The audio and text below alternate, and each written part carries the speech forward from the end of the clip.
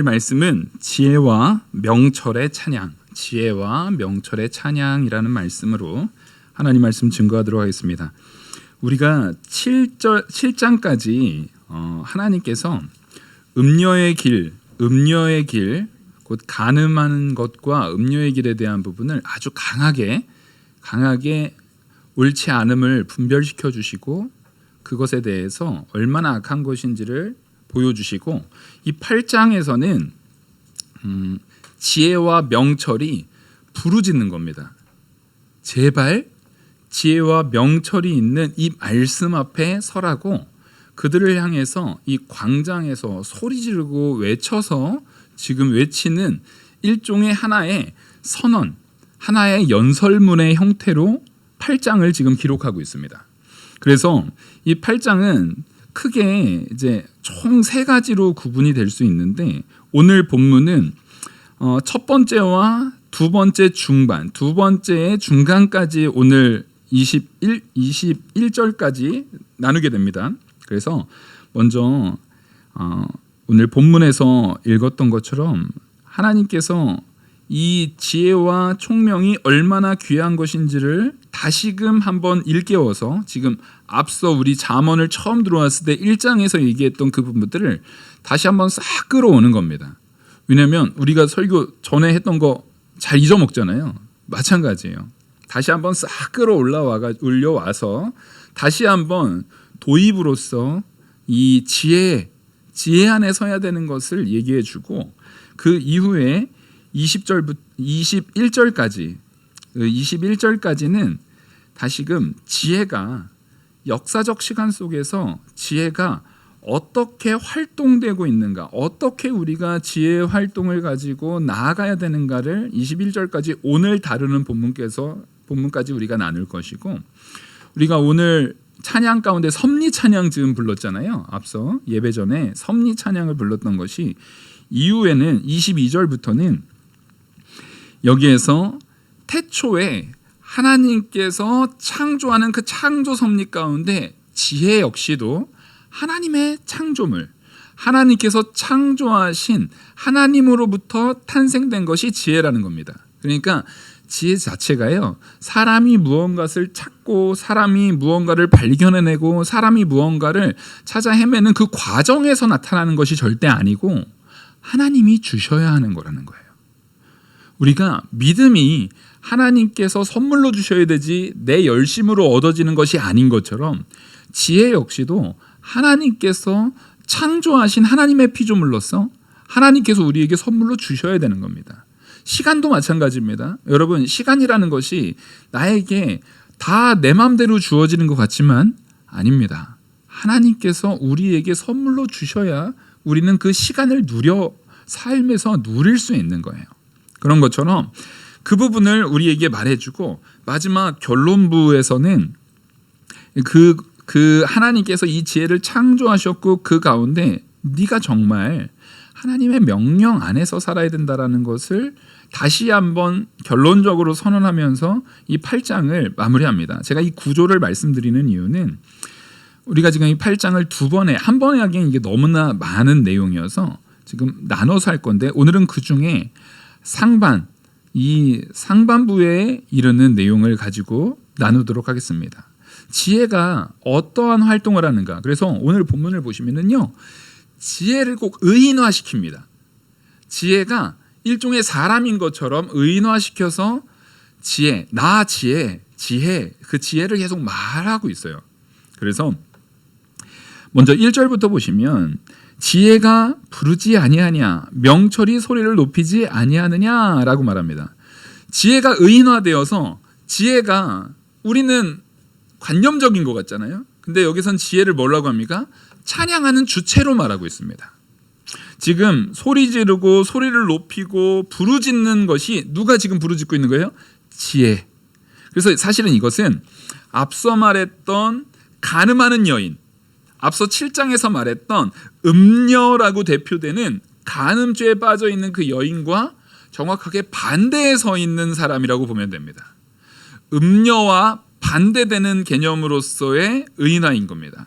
그래서 이 지혜가 음녀의 자리, 그 패망하고 멸망할 수밖에 없는 그 자리에 빠져 있는 자녀들을 향해서 소리 지르고 있는 거예요.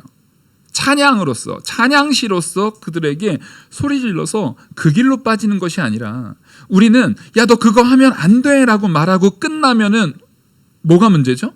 그러니까 안 되는 건 알겠는데 대안을 제시해 줘야 될 거 아니에요. 우리는 너 안 돼까지만 말하면 사실은 그것은 아무런 도움이 되지 않습니다. 이 성경에서는 음녀의 길이 악하다라는 것을 설명하고 그것으로 끝나는 것이 아니라, 네가 진짜 추구해야 될 대안이 하나님께서 우리에게 주시는 지혜에 있다라는 거예요.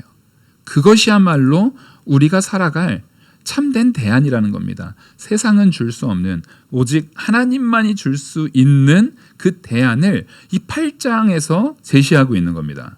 그래서 이 제시를, 이 지혜가 하나님의 피조물이거든요. 하나님께서 창조한 피조물인 이 지혜가 뭐 하고 있는 겁니까?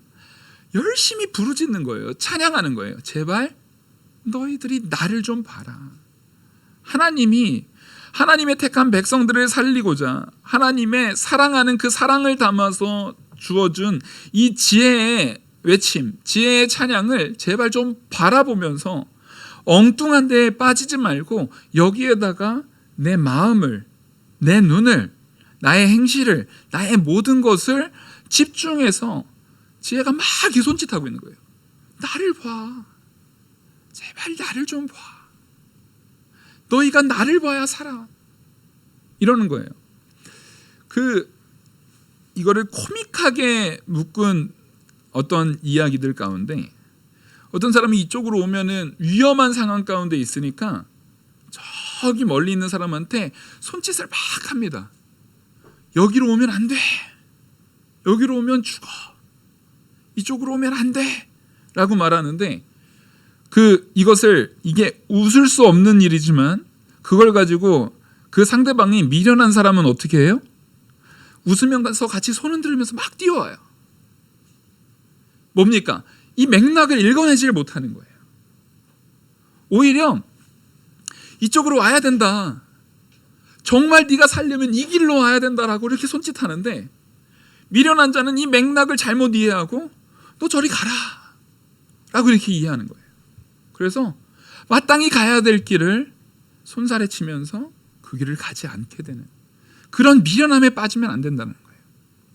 우리가 무엇을 하는 것이 나에게 가장 큰 유익인가? 여러분, 성경은 언제나 우리에게 명확하게 답을 말합니다. 제가 설교 가운데 제일 많이 사용하는 단어 중에 하나가 명확성이에요.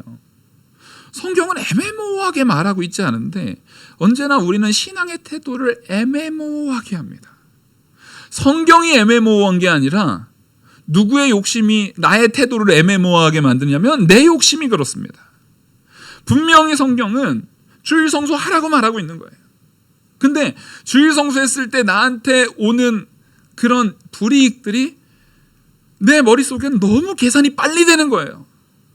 막 계산이 이거 하면 요것도 좀 부족하고 요것도 좀 내가 손해를 보고 요것도 하니까 자꾸만 성경에 꼭 진짜로 주일 성수를 얘기했나? 아닌 게 있지 않나? 어떤 목사님들은 그거 꼭 중요한 거 아니라고도 말하는 것 같은데? 라고 애매모호하게 말합니다. 근데 그것은 자기의 마음에 욕심이 투영한 이야기인 거지 성경은 한 번도 애매모호하게 말한 적이 없어요. 주일 성수를 해야 됩니다. 말씀 앞에 어떤 것과도 타협하지 말아야 되는 거예요.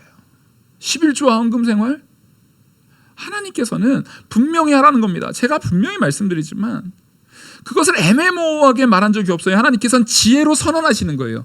그걸 해야 누구의 복 주심을 우리가 누리니까요. 하나님의 복 주심을 누리니까요. 말라기에서는 이렇게까지 말합니다. 나 한번 시험해봐라 네가. 정말 네가 그걸 통해서 복을 받는지 안 받는지, 내가 너한테 복을 주는지 안 주는지 시험해보라. 아니 이거보다 더 정확하게 말할 수 있습니까? 이거보다 더 분명하게 말할 수 있습니까?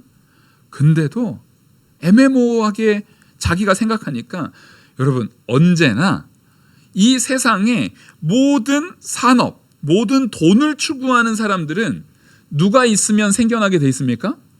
고객이 있으면 생겨나게 돼 있어요. 고객이 있으면, 돈이 되면 생겨나게 돼 있어요. 그러니까 분명히 성경은 고객지향적이지 않아요. 왜요? 성경은요, 교회는요, 성도들을 고객으로 보지 않아요.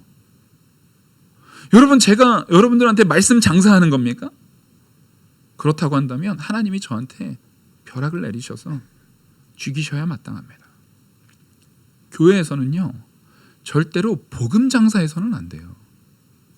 이걸 가지고 여러분들의 마음을 잘 구슬려 가지고, 아유, 우리 목사님한테 한 푼이라도 더 내가 내면은 월급 더 올라가겠지? 여러분들이 한 푼, 두 푼 아무리 해도요, 목회자의 사례는 재직회, 당회, 모든 것에 그런 중첩적인 것을 가지고 분명히 철저하게 진행돼야 됩니다. 왜냐하면요, 하나님께서 저에게 주시는 은혜가 이 금전적인 것보다 훨씬 크기 때문에 그래요. 여러분들보다 항상 제가 먼저 말씀으로 먼저 받잖아요. 말씀으로 먼저 누리잖아요. 여러분들에게 누려지는 그 은혜보다 제가 삶 속에서 먼저 누리고 있잖아요. 이게 작지 않습니다. 그리고 선언할 수 있는 이 권위, 말씀 앞에서 여러분들이 이재호라는 권위 앞에 앉아 계신 게 아니잖아요. 하나님께서 저에게 먼저 주신 말씀의 권위 앞에 제 말씀을 듣고 계시는 줄 믿습니다. 여러분, 만약에 그렇지 않으면요, 이 자리에 계시면 안 돼요. 어떠한 위압, 어떠한 압제에도 우리는 그런 위압의 형태의 신앙생활에서는 안 돼요. 반드시 하나님께 주시는 말씀의 권위 앞에서 해야 되지, 나는 이재호 목사님이 좋아서 그래, 감사하긴 하지만 그것은 신앙생활 아닙니다. 요즘에 막 제가 여기 보다 보니까 이명웅이라는 사람이 그렇게 인기인가 봐요. 저도 그 사람 노래 잘하더라고요. 아줌마들이 얼마나 좋아하는지. 이 어휘를 보니까 어떤 분이, 이분이 믿는 분인 것 같아요. 분명히 어휘가 믿는 분이에요. 내 인생의 구원하면서 막 이거 플랜카드를 붙여가지고, 이게 분명히 믿는 분이에요, 이분. 그죠? 정말 막 은혜를 표현하고 막 구원을 표현하고 하면서, 근데 그걸 이명웅에다가 갖다 붙이면 안 돼요, 여러분. 우리는 어떠한 사람도 절대 그 자리에 서서는 안 돼요. 나도 어떠한 사람도 그 자리에 두어서는 안 돼요. 그게 내가 제일 사랑하는 내 자녀가 됐든 남편이 됐든 아내가 됐든 어떤 누군가가 됐든 절대 그 자리에 둬서는 안 돼요. 내가 존경하는 어떠한 스승이라 할지라도 절대 그 자리에 둬서는 안 돼요. 오직 하나님만이 그 자리에 계시는 겁니다. 그래서 저는 이 자리에 서서 저는 참 지혜 있기를 원합니다. 왜냐하면 지혜로워야 하나님 앞에 복 받잖아요. 제가 아까 말씀드렸죠, 저 욕망쟁이라고. 천국에다가 겁나 집 크게 지을 거예요. 아주 천국에다가 휘황찬란하게 하나님께서 주시는 은혜 안에서 저는 거기다 쌓아놓을 겁니다. 왜냐하면 하나님께서 주시는 은혜, 이 땅에서는 우리가 누리는 은혜는요, 다 그림자에 불과하거든요. 그럼 여기에서 받아 누릴 거 가지고, 물론 여기에서 그 그림자를 받아 누리지 말라는 거 아닙니다. 이 땅에서 하나님께서 우리에게 주실 참된 은혜의 그림자를 풍성하게 누리십시오. 누리시면서 누구에게 감사해야 됩니까? 하나님께 감사해야죠.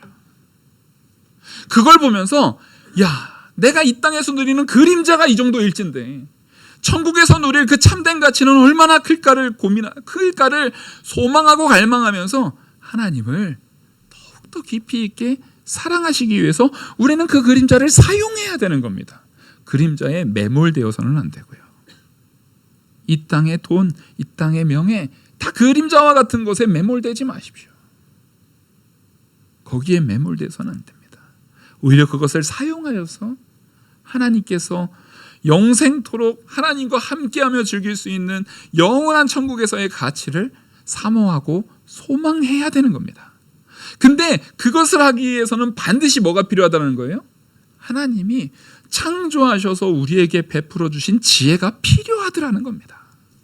그래서 이 지혜가 자기를 보라고 이렇게 막 부르는 겁니다. 이렇게 막 부르는 거예요. 2절 보시겠습니다. 그가 길가의 높은 곳과 내거리에 서며 성문격과 문어기 여러 출입하는 문에서 불러 이르되 사람들아 내가 너희를 부르며 내가 인자들에게 소리를 높이노라. 지금 열심히 부르는 거예요. 지금 여기에서 표현한 장소들은 다 어디입니까? 우리가 통행하고 우리가 다닐 수 있는 모든 곳을 얘기하는 거예요. 하나님께서는요, 우리에게 이 말씀 듣게 하려고요, 모든 곳에서 우리를 향해서 선언합니다. 여러분, 여태까지 신앙생활하면서 사랑해야 됩니다. 겸손해야 합니다. 교만하지 말아야 됩니다. 섬기는 자리에 서야 됩니다. 우리가 언제나 낮은 자리에 서야 됩니다. 그리스도를 닮아내야 됩니다. 이거 못 들어보신 적 있으세요? 다 들어보셨죠? 방금 표현한 어휘는요, 안 믿는 사람도 웬만하면 한국 사람이면 웬만하면 들어봤을 이야기들이에요. 그렇게 열심히 우리를 향해서 이 지혜를 외쳤는데, 근데도 끊임없이 왜 외치겠습니까? 또 우리가 잊어버리니까, 혹은 여전히 외면하고 있으니까 하나님께서 그 지혜에게 명령을 내리시는 거예요. 열심히 외쳐라. 그래서 목회자는 마땅히 외치는 자의 소리의 역할을 감당해야 합니다. 소리는 자기가 본질로 드러나지 않아요. 오직 그 소리를 통해서 전해지는 그 메시지만 남는 겁니다. 자, 우리 성도님들 사랑합니다. 아멘. 여러분들 저한테 한번 사랑합니다 한번 해보시겠어요? 맨날 제가 맨날 저 안 보고 맨날 옆에만 보고 하시잖아요. 네, 지금 다시 한번요. 아유 사랑합니다. 감사합니다. 자, 지금 사랑합니다 본질이 지금 눈에 보이세요? 어디 남아 있나요? 어디 남아 있어요? 안 남아 있어요? 안 남아 있어요. 없어요. 없는 거예요. 근데 가짜로 사랑하신 거예요. 지금 저를 기만하신 거예요. 사랑합니다까지 하셨는데, 예, 그게 본질로 남아 있는 겁니다. 여기에 성령께서 임재하심을 믿습니다. 아멘. 눈에 보이지 않지만 계십니다. 우리가 서로 사랑의 고백을 한 것이 남아 있습니다. 지혜가요, 우리를 향해서 이렇게 높이 소리 질렀는데, 소리쳤는데, 저도 말씀을 전했는데 그 사랑이 남아 있어요. 전한 그 사랑이 우리 안에 남아 있는 거예요. 자, 전하는 이재호가 남아 있는 거예요. 그 내용인, 그 본질의 내용인 사랑이 남아 있는 거예요. 사랑이 남아 있는 겁니다. 하나님께서 그걸 남기십니다. 그래서 우리는 복음을 전하고 그리스도의 사랑을 전하고 마땅히 사라질 각오를 하셔야 돼요. 어차피 지금으로부터 딱 100년 지나면 이재호 목사 누가 기억하겠습니까? 저희 할아버지 죄송하지만 제가 이거 말씀 준비하면서 우리 할아버지 성함이 어떻게 됐었지? 돌아가신 지 한참 됐거든요. 기억이 안 나요. 얼마나 나쁜 손자입니까? 제가 물론 태어나기 전에 돌아가셨지만 이름이 생각이 안 나더라고요. 얼마나, 여기 할아버지도 되게 서운하시죠? 우리 손주가 나중에 내 이름 그런 거 서운하실 필요 없어요. 그런 거 서운할 게 아니라 사람은 어차피 잊혀져요. 할아버지 아니면 그럼 증조 할아버지 이름 기억하세요? 좀 뼈대 있는 집안은 기억하실 텐데. 아우 훌륭하신, 저희 뼈대 있는 집안이셔서 그래요. 네? 족보 한 이렇게 외우고 있는 뼈대 있는 집안들은 보통 고조 할아버지까지도 기억하시더라고요. 네. 그게 훌륭하신 거예요. 저는 전혀 몰라요. 전혀. 우리 집이 저기 무슨 경주이시 석성공파라고 했는데 제가 기억 못하는 거 보니까 조선시대 말기에 어디서 사오지 않았나 싶어요. 네. 원래 아닌데, 원래 이거 보통 한 80%는 사왔다고 했거든요. 그 시대에. 원래 양반이 그렇게 많지 않아요.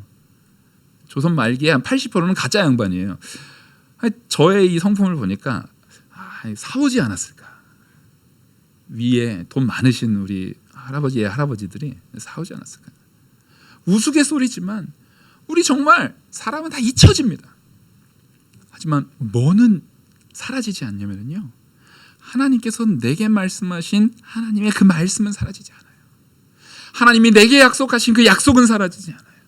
하나님께서 내게 허락하신 그 은혜의 약속은 사라지지 않아요. 그 복음은 사라지지 않아요. 그게 우리를 살립니다. 여러분, 내 이름은 잊혀져도 상관없어요. 그게 사라지지 않아요. 근데 그 은혜, 그 복음, 그 가치를 누구만 기억하시면 됩니까? 그 약속을 누구는 기억하시면 됩니까? 하나님이 기억하시면 됩니다. 하나님은 우리를 절대 잊지 않으세요. 하나님이 기억하신답니다. 하나님이 우리를 절대 잊지 않으시고 기억하시고, 하나님께서 약속하신, 이미 아담에게로부터 약속해서 지금까지 이루는 그 참된 약속을 반드시 이루시는 줄 믿으시기 바랍니다. 그래서 그거 믿으라고 지혜가 저 내거리도 가고 광장도 가고 출입하는 입구마다 가가지고 외치는 거예요. 소리 지르는 거예요. 제발 여기 봐라. 근데 5절, 어리석은 자들아 너희는 명철할지니라, 미련한 자들아 너희는 마음이 밝을지니라. 제발 어리석은 자들아. 지금 이게 뭐냐면, 앞서서 음녀 어리석은 자는 엄청 1장에서는 엄청 어리석은 자에 대해서 완전히 엄청나게 욕을 하고 있거든요. 미련한 자, 아주 어리석고 정말 패망하는 자 막 이러는데, 오늘 이 본문에서 성경은요, 어리석은 자를 죽이는 게 목적이에요, 일깨워서 살리는 게 목적이에요. 아멘? 우리 어리석었던 나를 살리는 게 목적이에요. 그래서 잠언은 1장만 보고 딱 끝나는 사람은 안 돼요. 다 봐야 되는 거예요. 8장에서 그 어리석은 자에게 소망을 주는 겁니다. 지금 뭐예요? 야, 제발 보라니까. 이게 명철하고 지혜로운, 이미 다 깨달은 사람한테 말하는 걸까요? 어리석어서 아직도 이렇게 정신 못 차리고 있는 사람한테 말하는 걸까요? 네, 어리석은 자에게 여기 좀 보라니까. 제발 여기 좀 봐. 제발 나 좀 봐. 너 어리석은 자야. 너 그러고 있으면 안 된다. 제발 명철해라. 제발 지혜 가운데 와라. 그래서 너 구원에 이뤄야 된다라고 지금 말하고 있는 겁니다. 그리스도를 봐라. 그래서 여기서 우리가 알 수 있는 것은 뭐냐면요, 그래서 6절, 너희는 들을지어다 내가 가장 선한 것을 말하리라. 내 입술을 열어 정직을 내리라. 내가 지금 지혜가 계속 말하고 있는 거예요. 지혜가 의인화됐다라고 했잖아요. 강지혜, 김지혜, 이지혜 말고 지금 이 지혜가 말하고 있는 거예요. 지금 열심히 말하고 있는 거예요. 나는 진짜 선한 것만 말할 거야. 앞서 음녀는 악한 것만 말했잖아. 거짓말만 말했잖아. 더러운 것만 말했잖아. 너를 속이는 얘기, 너를 죽이는 얘기만 했잖아. 나는 정직한 말을 할 거고, 내가 선한 것만 말할 거고, 내 입은 진리를 말할 거야. 7절에 내 입은 진리를 말하며 내 입술은 악을 미워하느니라. 나는 그 음녀가 말했던 악한 것은 내가 미워하고 그것은 하나도 말하지 않을 거야. 내가 너를 위해서 진리만 말할 거야. 왜냐하면 그것을 명령하시고 그것을 우리 안에 살아 숨쉬게 약속하신 분이 하나님이시기 때문에 그 하나님의 명령을 나는 그대로 준행해서 너에게 전할 거야.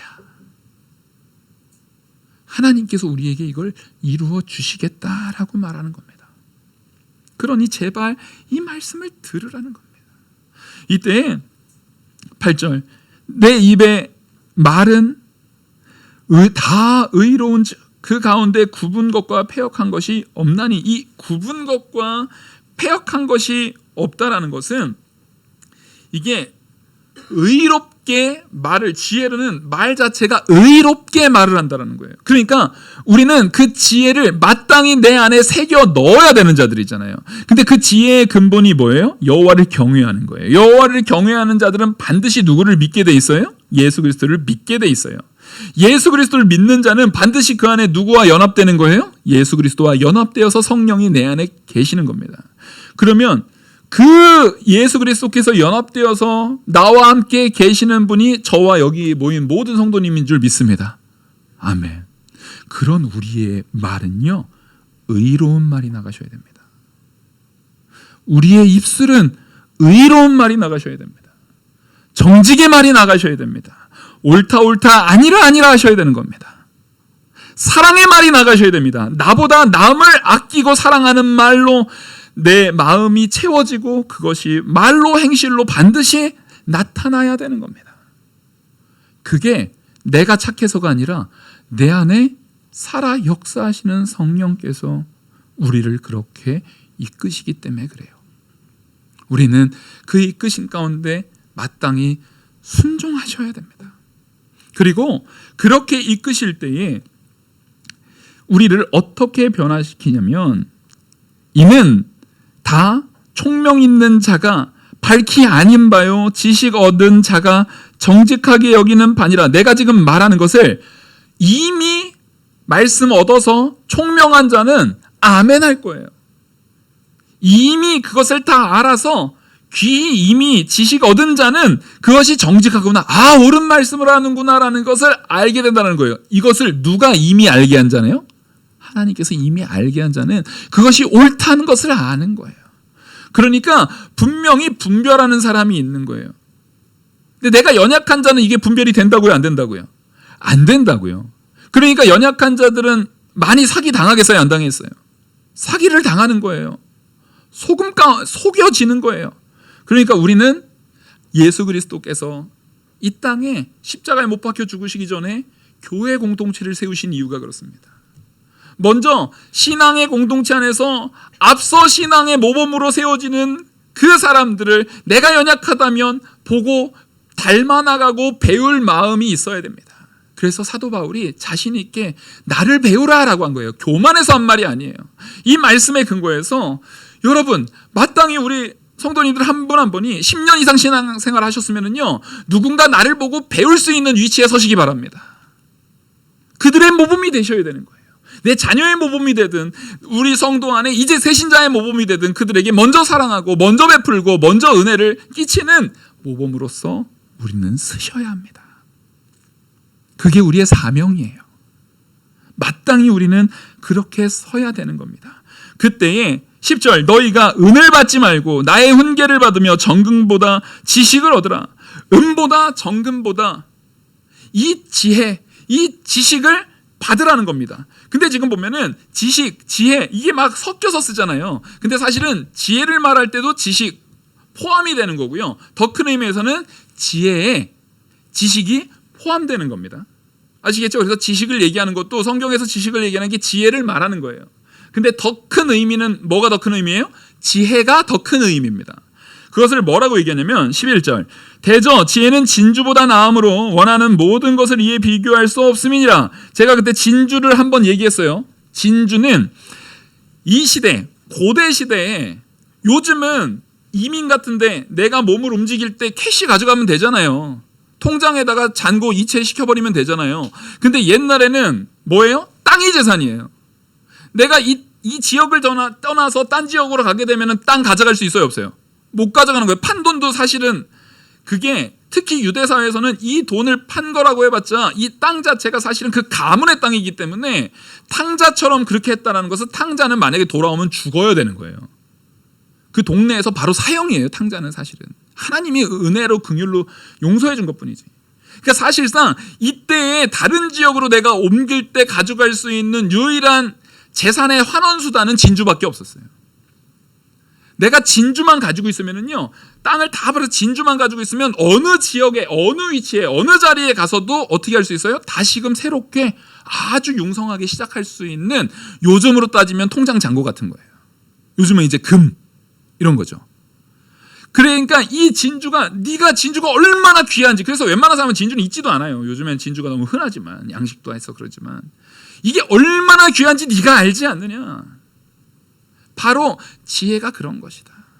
네가 어딜 가든지 너로 하여금 그 자리에서 완벽한 세움을 할 수 있는 것. 네가 그 자리에서 아무것도 없이 시작한다 할지라도 그 자리에서 완전히 새로운 곳, 완전히 처음 보는 곳, 완전히 아무도 내가 기댈 곳이 없는 그곳에서도 네가 설 수 있는 것은 바로 그 지혜 때문일 것이다. 지금 말하고 있는 겁니다. 그때에 12절, 나 지혜는, 지금 지혜가 자기 스스로를 말하는 거예요.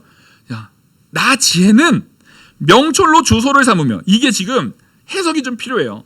명철로 주소를 삼는다는 게 지혜가 명철과 같은 주소지에 함께 동거하는 자라는 거예요.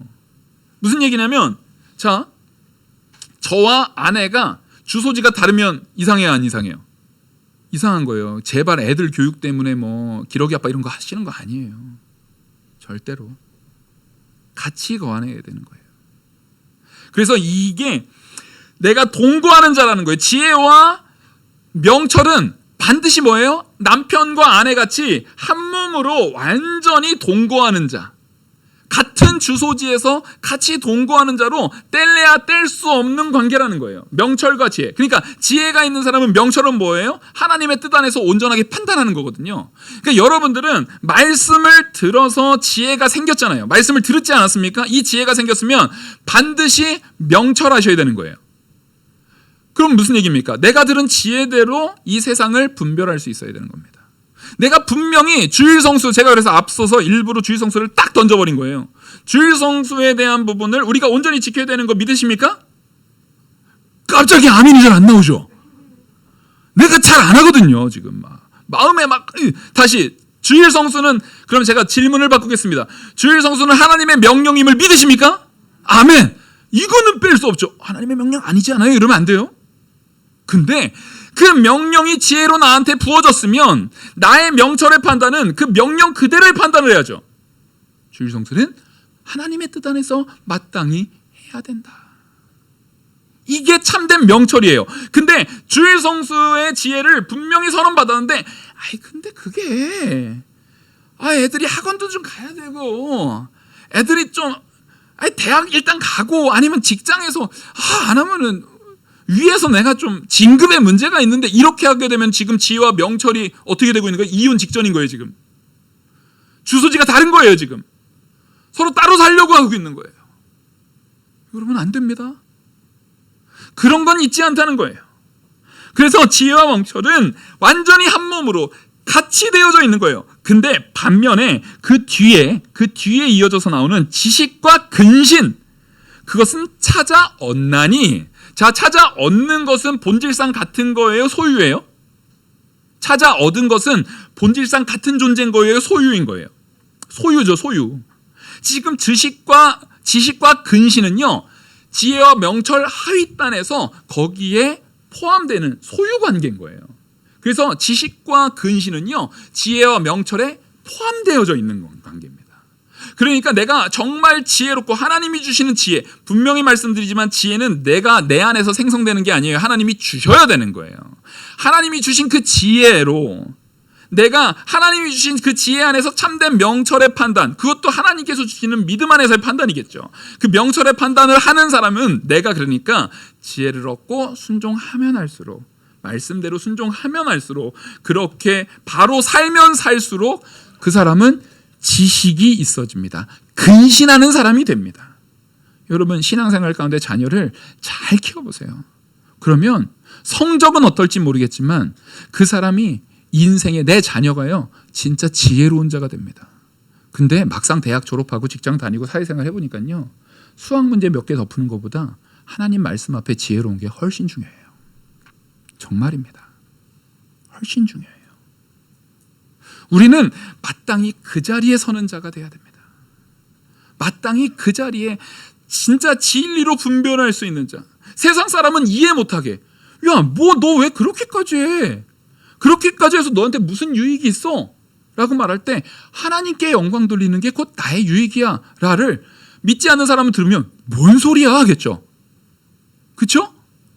근데 그 고백을 믿음의 아버지인 내가, 믿음으로 키운 내 자녀가 그런 고백을 할 때 그 아버지의 마음은 어떻겠어요?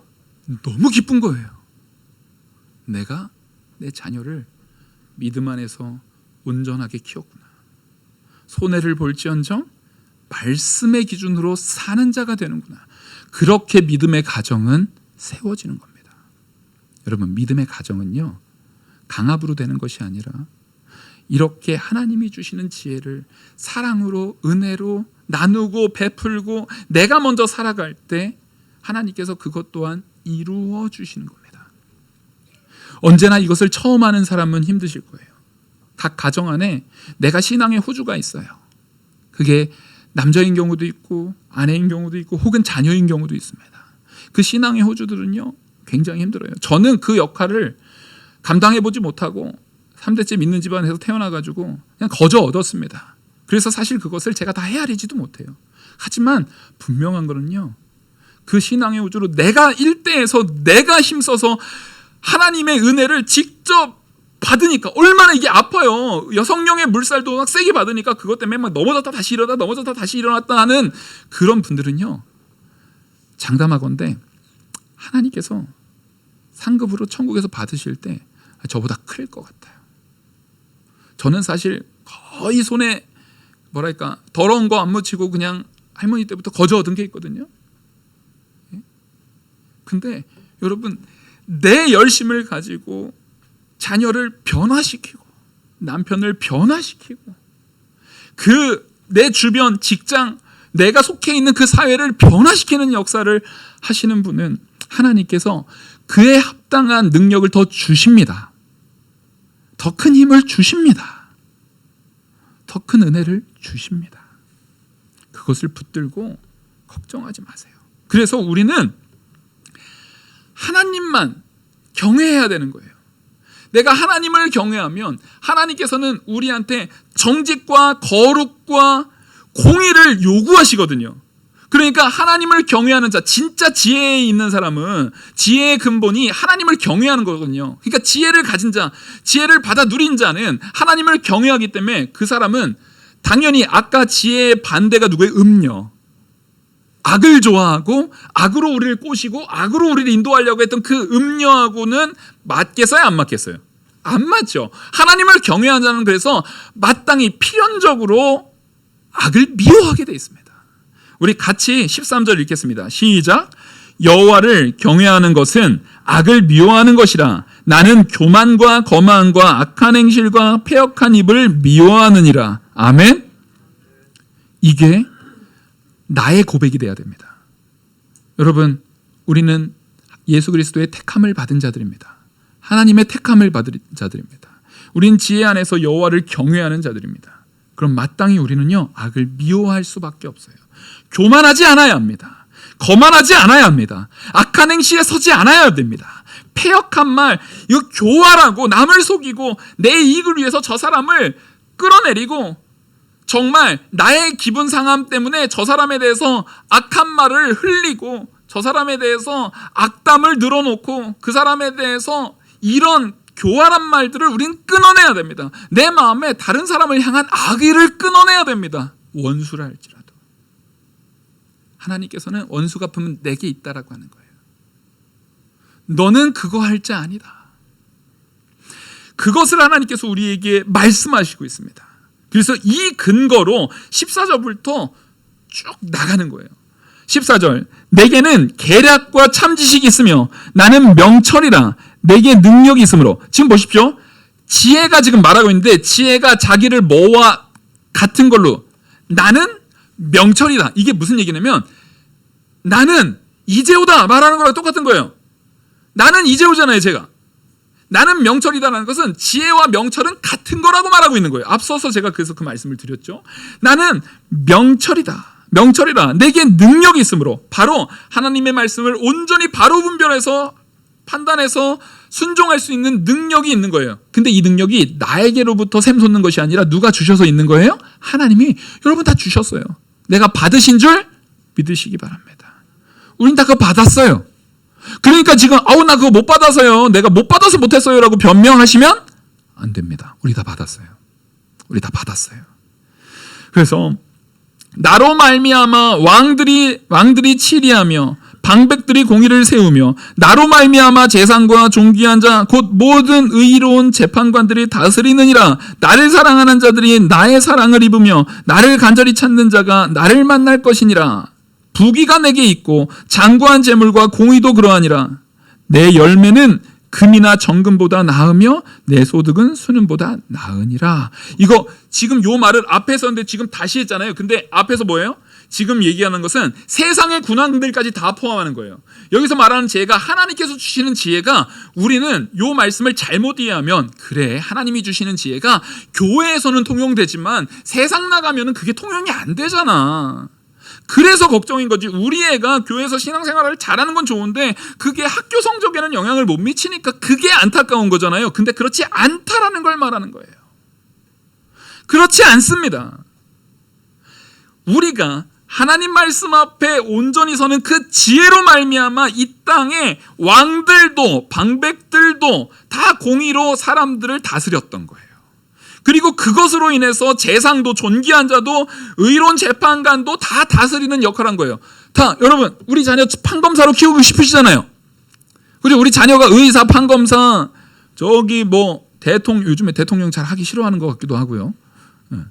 뭐 하여튼 그런 거 권위 있고 높은 자리를 잇기를 원하잖아요. 그래서 공부 그렇게 열심히 시키는 거 아닙니까? 되도록이면 좋은 회사에 뭐 임원대에서 좋은 능력으로 권위 있게 세웠으면 좋겠잖아요. 근데 그거 하려니까 목사님 제가 그것 때문에 지금은 교회를 못 보내는 거예요. 지금은 교회에서 설 수 없는 거야라고 말하는 것은 미련한 짓이라는 거예요. 오히려 그들도 사실은 하나님이 지혜 자체를 창조한 게 하나님인데 그들이 지금 분별해서 이 세상을 다스리고 있는 것 같죠? 사실은 그 다스림도 누가 은혜로 베풀어 주시는, 우리가 일반 은총 속에서 은혜로 베풀어 주시는 누구 지혜 빌려다가 얻어다가 지금 쓰고 있는 거예요? 하나님의 지혜 얻어다 쓰고 있는 거예요. 근데 우리는 하나님께로부터 직접 그 은혜의 지혜를 받아들이면서도 요거를 이건 교회에만 속한 거지, 세상 나가면 쓸모없어라고 착각하고 있어요. 그렇지 않아요. 여러분 제가 말 잘하는 것 같습니까? 잘 말 못하는 것 같습니까? 그죠? 밖에 나가서 안 믿는 사람하고 대화할 때도 말 잘할까요? 못할까요? 네, 잘하더라고요 제가. 네. 믿음 안에서 통용되는 것이요 세상에서 필요 없지 않아요. 여러분 절대로 성속이원론이라고 말합니다. 그거를 요거 어려운 얘기가 이 말은 기억할 필요도 없어요. 뭐냐면은요, 야 신앙생활은 교회에서만 해. 대신에 세상 나가면 그때부터는 교회 얘기하지 마, 믿음 얘기하지 마, 말씀 얘기하지 마, 복음 얘기하지 마. 이게 딱 마귀가 원하는 거예요. 그게 성속이원론이에요. 절대 교회에서 은혜 얘기하지만 세상 나가면 그래도 한잔 해야지, 사회생활 위해서는 한잔하고 사회생활 위해서는 이렇게도 하고 저렇게도 하고, 그렇게 하는 것은 교회가 아니에요. 성도가 아니에요. 성도는요 신앙생활 가운데 교회에서 얻은 그 말씀의 지혜를 가지고, 여러분 여기 아까 광장에서 사방 길목마다 모퉁이에서 소리 지르잖아요. 거기서 듣는 사람들은 믿는 사람만 들어요? 안 믿는 사람들도 들어요? 안 믿는 사람들을 향해서도 전하라는 거예요. 우리의 지혜는 교회에서만 통용되는 것이 아니라 세상 만방에 세상을 향해서 마땅히 선포해야 될 내용인 겁니다. 우리가 참된 그 지혜 안에서 온전히 서기를 간절히 원합니다. 그래서 20절부터 21절 우리가 같이 읽고서 말씀 마치겠습니다. 시작. 나는 정의로운 길로 행하며 공의로운 길 가운데로 다니나니 이는 나를 사랑하는 자가 재물을 얻어서 그 곳간에 채우게 하려 함이라. 아멘. 여러분 곳간에 내가 채워요? 하나님께서 채워주려고 그것을 믿게 한대요? 하나님께서 채워주려고요. 이 곳간은 천국 곳간뿐만 아니라 아까 제가 처음 시작할 때 말씀드렸죠? 천국 곳간은 하나님께서 그득그득 채우는데 이 땅에서도 그 그림자가 어떻게 있어요? 우리한테 드리워져 있어요. 하나님께서는 천국 곳간에 채운 것의 그림자만으로도 이 땅에서 우리가 누릴 곳간은 그득그득 차고도 남습니다. 참된 지혜를 추구하는 진짜 지혜로운 저와 우리 영화교회 모든 성도님 되기를 간절히 소망합니다. 기도하시겠습니다. 은혜와 사랑이 많으신 하나님 아버지, 오늘 하나님께서 우리에게 말씀해 주신 이 지혜와 명철의 찬양을 우리가 마음에 깊이 새기고 하나님께서 우리에게 주신 그 말씀대로 명철하게 분별하는 성도되게 이끌어 주시옵소서. 이 모든 말씀 살아계시는 우리 주 예수 그리스도의 이름으로 기도 올리옵나이다. 아멘.